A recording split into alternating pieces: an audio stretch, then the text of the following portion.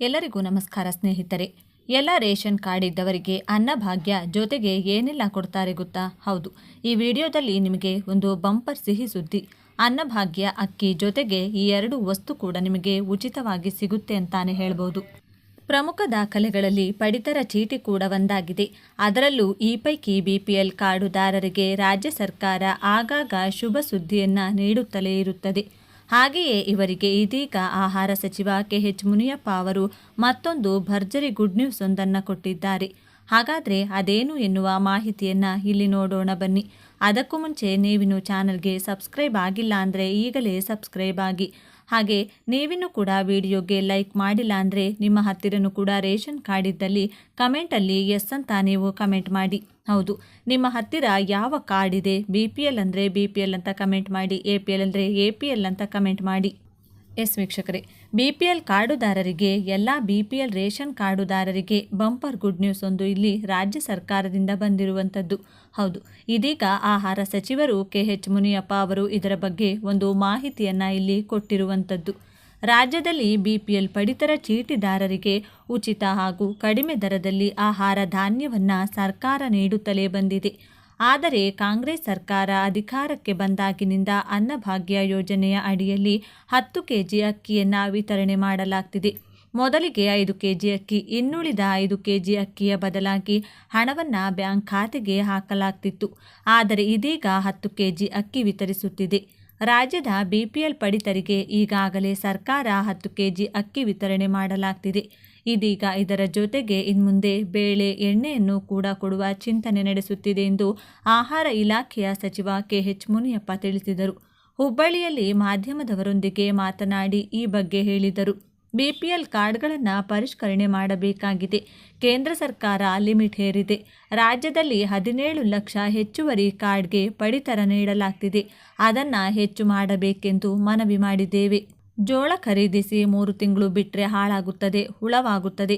ಆದ್ದರಿಂದ ಖರೀದಿಸಿದ ತಕ್ಷಣ ಹಂಚಿಕೆ ಮಾಡಲು ಹೇಳಿದ್ದೇನೆ ಎಂದರು. ಪಡಿತರಿಗೆ ಇನ್ಮುಂದೆ ಅಕ್ಕಿ ಜೊತೆಗೆ ಬೇಳೆ, ಎಣ್ಣೆ ಕೊಡುವ ಬಗ್ಗೆಯೂ ಚಿಂತನೆ ನಡೆದಿದೆ. ಕಾಳಸಂತೆಯಲ್ಲಿ ಪಡಿತರ ವಿಚಾರವಾಗಿ ಈ ಬಗ್ಗೆ ಕಠಿಣ ಕ್ರಮ ಕೈಗೊಳ್ಳಲು ಮುಂದಾಗಿದ್ದೇವೆ ಎಂದು ಹುಬ್ಬಳ್ಳಿಯಲ್ಲಿ ಆಹಾರ ಸಚಿವ KH ಮುನಿಯಪ್ಪ ಅವರು ಹೇಳಿದರು. ಸರ್ಕಾರದಿಂದ ಖಡಕ್ ನಿರ್ಧಾರ. ಒಂದೇ ಮನೆಗೆ ಸೇರಿದವರು ವಿಭಿನ್ನ ಹೆಸರುಗಳಲ್ಲಿ 2 ರೇಷನ್ ಕಾರ್ಡ್ ಹೊಂದಿರುವ ಪ್ರಕರಣಗಳು ಬೆಳಕಿಗೆ ಬಂದ ಹಿನ್ನೆಲೆ ಸರ್ಕಾರ ಇದೀಗ ಕಟ್ಟುನಿಟ್ಟಾದ ಕ್ರಮ ಕೈಗೊಳ್ಳಲು ಮುಂದಾಗಿದೆ. ಈಗಾಗಲೇ ಆಹಾರ, ನಾಗರಿಕ ಸರಬರಾಜು ಮತ್ತು ಗ್ರಾಹಕರ ವ್ಯವಹಾರಗಳ ಇಲಾಖೆ ಈ ಕುರಿತು ಪರಿಶೀಲನೆ ಪ್ರಾರಂಭ ಮಾಡಿದೆ. ಕೆಲವರು ಅನರ್ಹರು ಸಹ ಪಡಿತರ ಚೀಟಿಗಳನ್ನು ಹೊಂದಿದ್ದಾರೆ ಎನ್ನುವ ಆರೋಪಗಳು ಮೊದಲಿನಿಂದಲೂ ಕೇಳಿಬರುತ್ತಲಿದೆ. ಇದೀಗ ಸರ್ಕಾರ ಇಂಥವರಿಗೆ ಕಡಿವಾಣ ಹಾಕಲು ಮುಂದಾಗಿದೆ. ಆರ್ಥಿಕವಾಗಿ ಸದೃಢರಾದರೂ ಕೂಡ ಪಡಿತರ ಚೀಟಿಗಳನ್ನು ಪಡೆದು ಸಬ್ಸಿಡಿ ಅಕ್ಕಿಯನ್ನು ಖಾಸಗಿ ಬಳಕೆ ಅಥವಾ ಮಾರುಕಟ್ಟೆಗೆ ಮಾರಾಟ ಮಾಡುತ್ತಿರುವ ಘಟನೆಗಳು ಕೂಡ ಇದೀಗ ಸರ್ಕಾರದ ಗಮನ ಸೆಳೆದಿವೆ. ಈ ಹಿನ್ನೆಲೆ ಫಲಾನುಭವಿಗಳಿಗೆ ನ್ಯಾಯ ದೊರಕಿಸುವ ಉದ್ದೇಶದಿಂದ ಸರ್ಕಾರ ಈ ನಿರ್ಧಾರವನ್ನು ತೆಗೆದುಕೊಂಡಿದೆ. ವೀಕ್ಷಕರೇ, ಇದರ ಬಗ್ಗೆ ನಿಮ್ಮ ಅಭಿಪ್ರಾಯಗಳನ್ನು ತಪ್ಪದೇ ಕಮೆಂಟ್ ಮಾಡಿ ತಿಳಿಸಿ. ರಾಜ್ಯದ ರೈತರ ಕೃಷಿ ಸಾಲವನ್ನು ಮನ್ನಾ ಮಾಡುವ ಕುರಿತಂತೆ ಸರ್ಕಾರದ ಸಂಸತ್ತಿನಲ್ಲಿ ಈಗ ಮಹತ್ವದ ಹೇಳಿಕೆಯನ್ನು ನೀಡಲಾಗಿದೆ. ಹೌದು ಸ್ನೇಹಿತರೆ, ವಾಸ್ತವವಾಗಿ ಸಂಸತ್ತಿನ ಹಲವು ಸದಸ್ಯರು ರೈತರ ವಿಷಯದ ಬಗ್ಗೆ ಚರ್ಚೆಯನ್ನು ಕೇಳಿದರು. ಅದಕ್ಕೆ ಹಣಕಾಸು ಖಾತೆಯ ರಾಜ್ಯ ಸಚಿವರಾಗಿರುವ ಪಂಕಜ್ ಚೌಧರಿ ಅವರು ಸಂಸತ್ತಿನಲ್ಲಿಯೇ ಉತ್ತರವನ್ನು ಕೊಟ್ಟಿದ್ದಾರೆ. 2 ಮುಖ್ಯವಾದ ಮಾಹಿತಿಗಳು. ನಿನ್ನೆ ಚಿತ್ರದುರ್ಗದಲ್ಲಿ ರಸಗೊಬ್ಬರ ಪೂರೈಕೆ ಕುರಿತಂತೆ ರೈತರಿಂದ ಪ್ರತಿಭಟನೆ. ರಸಗೊಬ್ಬರ ಬೇಕಿದ್ರೆ ಕೇಂದ್ರ ಸರ್ಕಾರವನ್ನೇ ಕೇಳಿ ಎಂದ ಸಚಿವ ಶಿವಾನಂದ ಪಾಟೀಲ್ ಅವರು. ಮತ್ತೊಂದೆಡೆಯಲ್ಲಿ ಸಾಲ ಮನ್ನಾ ನಿರೀಕ್ಷೆಯಲ್ಲಿದ್ದಂಥ ರೈತರಿಗೆ ಮುಖ್ಯವಾದ ಮಾಹಿತಿ. ರೈತರ ಕೃಷಿ ಸಾಲವನ್ನ ಕುರಿತಂತೆ ಕೇಂದ್ರ ಸರ್ಕಾರದಿಂದ ಮಹತ್ವದ ಹೇಳಿಕೆ. ಸಾಲವನ್ನು ಕುರಿತಂತೆ ಶಾಕಿಂಗ್ ಮಾಹಿತಿ. ವಿಡಿಯೋವನ್ನು ಪೂರ್ತಿಯಾಗಿ ನೋಡಿ. ವಿಡಿಯೋ ಶುರು ಮಾಡೋದಕ್ಕಿಂತ ಮೊದಲು ನೀವು ಇದುವರೆಗೂ ನಮ್ಮ ಚಾನಲ್ಗೆ ಸಬ್ಸ್ಕ್ರೈಬ್ ಆಗಿಲ್ಲ ಅಂದರೆ ಈಗಲೇ ಸಬ್ಸ್ಕ್ರೈಬ್ ಆಗಿ, ವಿಡಿಯೋಗೆ ಲೈಕ್ ಮಾಡಿ ಮತ್ತು ದಯವಿಟ್ಟು ವಿಡಿಯೋ ಕೊನೆವರೆಗೂ ನೋಡಿ. ಹಾಗೆ ನಿಮ್ಮ ಜಿಲ್ಲೆ ಯಾವುದು ಅಂತ ಕಮೆಂಟ್ ಮಾಡಿ ತಿಳಿಸಿ. ಇನ್ನಿದೀಗ ಮುಖ್ಯವಾದ ಮಾಹಿತಿಗೆ ಹೋಗೋಣ. ಅದಕ್ಕಿಂತ ಮೊದಲು ನೀವು ಕೂಡ ಸಾಲ ಮನ್ನಾ ನಿರೀಕ್ಷೆಯಲ್ಲಿದ್ದರೆ ಕಮೆಂಟ್ನಲ್ಲಿ ಪ್ರತಿಯೊಬ್ಬರು ಸಾಲ ಮನ್ನಾ ಎಂದು ಕಮೆಂಟ್ ಮಾಡಿ. ಹೌದು, ಈ ಒಂದು ಹಿಂದೆ HD ಕುಮಾರಸ್ವಾಮಿಯವರ ಸಮ್ಮಿಶ್ರ ಸರ್ಕಾರ ಇದ್ದಾಗ ರೈತರು ಒಂದು ಬಾರಿ ಸಾಲವನ್ನು ಮನ್ನಾ ಮಾಡಲಾಗಿದೆ. ರಾಜ್ಯ ಸರ್ಕಾರ ಯಾವ ರೀತಿ ಸಾಲ ಮನ್ನಾ ಮಾಡಿದೆ ಆ ರೀತಿಯಾಗಿ ಕೇಂದ್ರ ಸರ್ಕಾರವು ಕೂಡ ಸಾಲ ಮನ್ನಾ ಮಾಡಿ ರೈತರನ್ನ ಋಣಮುಕ್ತ ಮಾಡಬೇಕೆನ್ನುವ ಒಂದು ಬೇಡಿಕೆ ಕೇಂದ್ರ ಸರ್ಕಾರದ ಮುಂದೆ ಇದ್ದು ಇದೇ ಒಂದು ಬೇಡಿಕೆಯನ್ನ ನಿನ್ನೆ ಸಂಸತ್ತಿನಲ್ಲಿ ಚರ್ಚೆ ಮಾಡಲಾಗಿದೆ. ಹೌದು, ನವದೆಹಲಿಯ ಸಂಸತ್ತಿನಲ್ಲಿ ಸದಸ್ಯರೊಬ್ಬರು ರೈತರ ವಿಷಯದ ಬಗ್ಗೆ ಹಲವು ಪ್ರಶ್ನೆಗಳನ್ನು ಕೇಳಿದ್ದಾರೆ. ಅದಕ್ಕೆ ಕೃಷಿ ರಾಜ್ಯ ಸಚಿವರಾಗಿರುವ ಪಂಕಜ ಚೌಧರಿ ಅವರು ಸಂಸತ್ನಲ್ಲಿ ಉತ್ತರವನ್ನು ಕೊಟ್ಟಿದ್ದಾರೆ. ಅಂದಹಾಗೆ ಈ ಬಾರಿ ವಿಶೇಷವೇನೆಂದರೆ ಲಿಖಿತ ರೂಪದಲ್ಲಿ ಪ್ರಶ್ನೆಯನ್ನು ಕೇಳಲಾಗಿದೆ. ಪ್ರಶ್ನೆ ಏನಪ್ಪಾ ಅಂದರೆ, ರೈತರ ಆರ್ಥಿಕ ಸ್ಥಿತಿಯನ್ನು ಬಲಪಡಿಸಲು ಬಾಕಿ ಇರುವ ಕೃಷಿ ಸಾಲಗಳನ್ನು ಮನ್ನಾ ಮಾಡಲು ದೇಶಾದ್ಯಂತ ಯೋಜನೆ ಏನಾದರೂ ಇದೆಯಾ ಎಂದು ಹೇಳಲಾಗಿದೆ.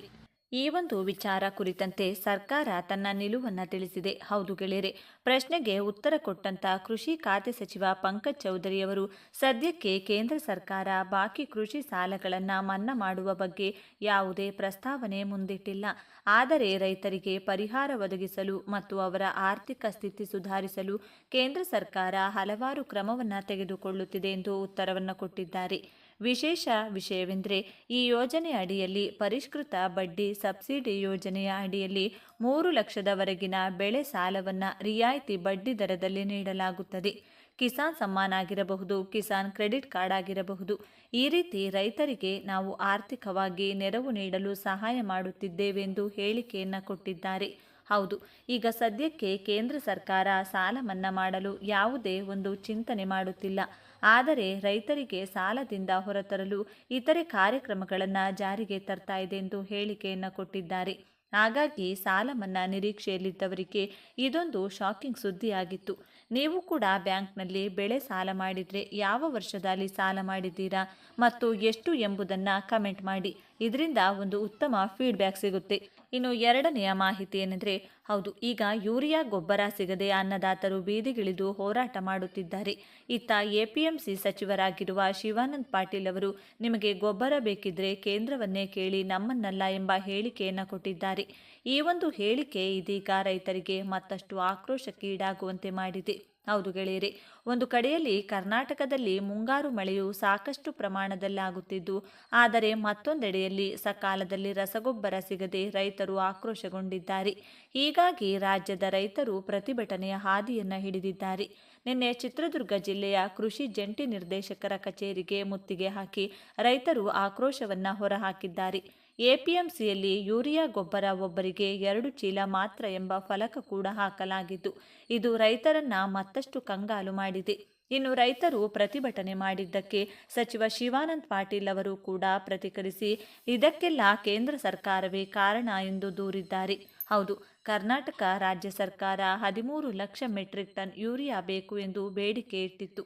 ಆದರೆ ನಮಗೆ ಕೊಟ್ಟಿದ್ದು 4 ಲಕ್ಷ ಮೆಟ್ರಿಕ್ ಟನ್ ಮಾತ್ರ. ಯೂರಿಯಾ ಒದಗಿಸುವುದು ಕೇಂದ್ರ ಸರ್ಕಾರದ ಕೆಲಸ.